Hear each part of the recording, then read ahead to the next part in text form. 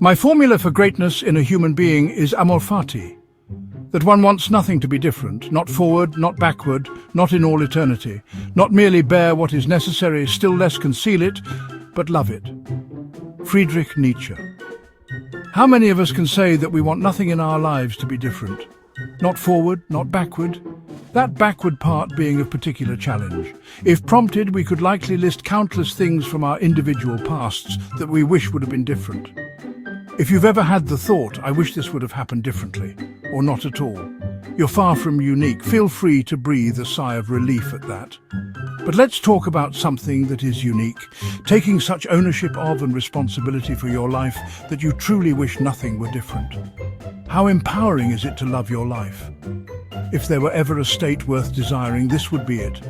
Not just tolerating your life, but loving it. Deeply believing that every experience, setback and triumph alike, was uniquely and meaningfully assigned to you.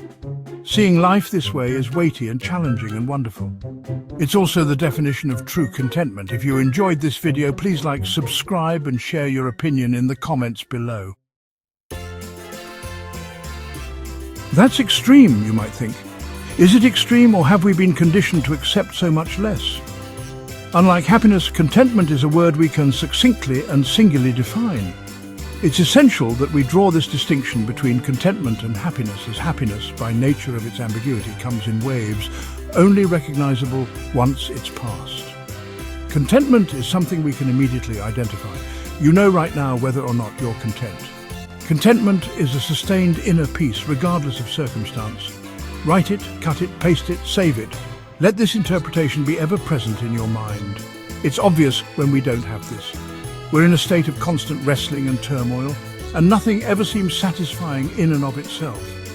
Also, unlike happiness, the state of contentment does not depend on some external gain. But if I just had this, I'd be content. Nope. If this statement were true, the subsequent logic would then imply that so long as you live, you'd literally need nothing else to be content. Imagine if we held ourselves accountable to this logic every time we considered even thinking this way. If I only got that promotion, that body, that house, that spouse, that trip, there will always be something else you'll want. How long does the excitement of a new car really last anyway, or a new anything? Assets depreciate, relationships stagnate. This dose of realism shouldn't depress us, but rather incite us to reach somewhere even deeper for our contentment.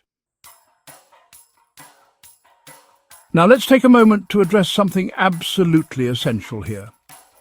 Acknowledging the circularity of this perpetual want is not meant to diminish the validity and necessity of goals, personal improvement, and changing or leaving negative situations.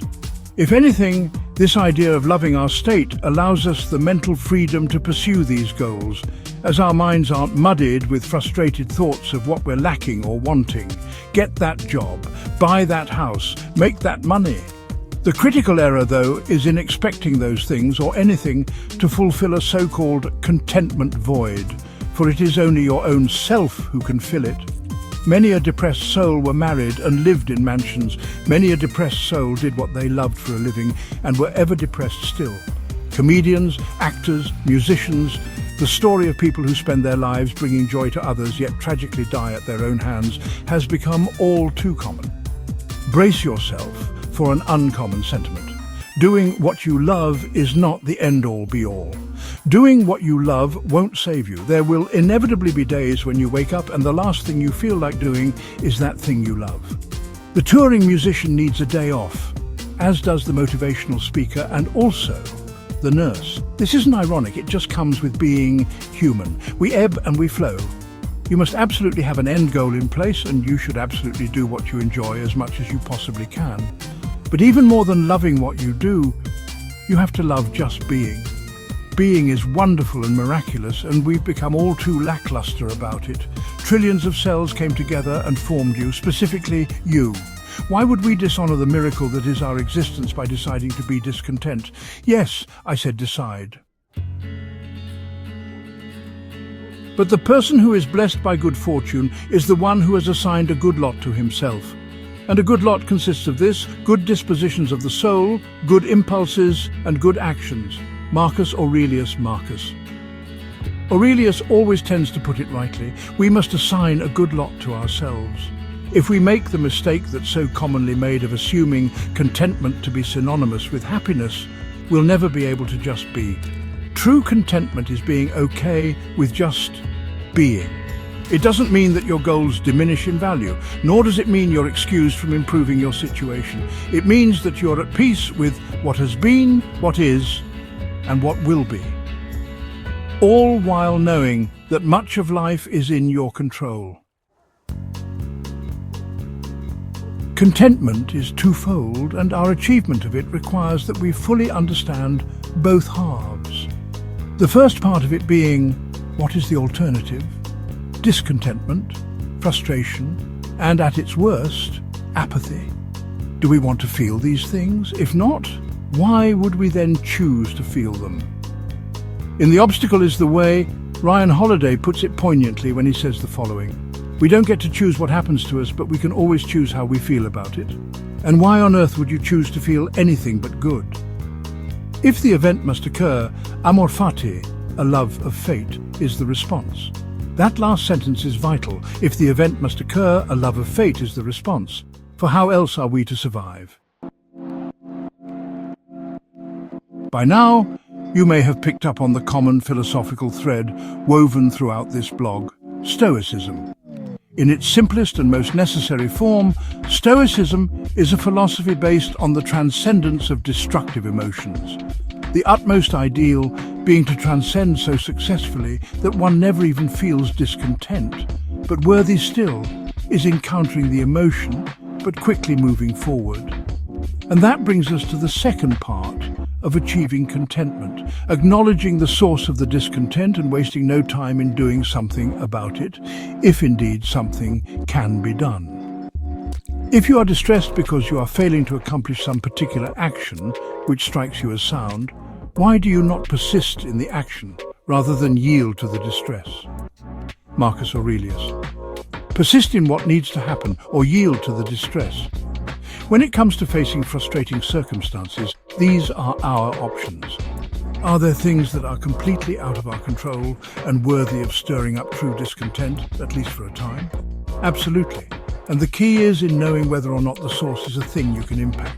Spoiler alert, if it's not, then the impact you make must be on your mind. In truth, we are never not responsible for our perspective. Let's address a key distinction. Contentment does not mean that you're unreasonably happy, cheery, skippy every single day, all day. It certainly can manifest itself in that way, and may even be a worthy goal. But if we confuse contentment with a 24/7 outwardly cheerful disposition, we've lost its meaning and set ourselves up for failure in achieving it. Contentment doesn't mean you'll leap out of bed each morning craving the day, but it frees you to. An inner peace impenetrable by outside forces means that in spite of anything you can be cheery if you want to. This should release you to feel however it is you need to feel while being deeply grounded by an ultimately immovable peace. Contentment thus, in its purest expression, is a state we decide to live in. And a state this imperturbable is a philosophy worth pursuing. We are temporal beings. We are conscious of the temporal unfolding of actual events. We have expectations about how events will or ought to unfold, and we can imagine how counterfactually they might have unfolded. We are also evaluators. We assess the good and bad aspects of our present condition, and the present we might have had things turned out differently. It is part of being an evaluator that we can imagine what would have been even better. For such beings, the present persistently offers a plethora of opportunities for discontent. Given that basic aspects of our nature make us susceptible to discontent, it is no surprise that contentment is often elusive, and it might seem that there is not much we can do about that. However, while susceptibility to discontent comes with the territory of being human, individuals have a hand in the degree to which discontentment pervades their life experiences. Being disposed to be contented as opposed to discontented with what the present offers is, I want to suggest, a virtue.